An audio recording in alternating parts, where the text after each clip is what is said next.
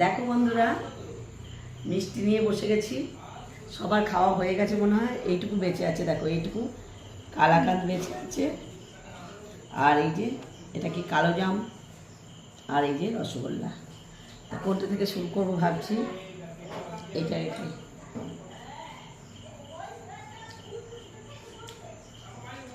মিষ্টি বাড়িতে এরকম খেতে পারি না।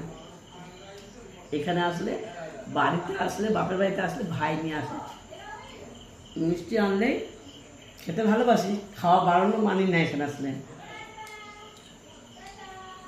এই মিষ্টিটা খেতে কার কার ভালো লাগে? কালো জাম। কালো জাম খাবি? খাবে সোনা? না খাও খাও। এগুলো আচ্ছা, না এটা খাও একটু। আচ্ছা এটা খাই দেবো, এটা রস পড়বে। আসো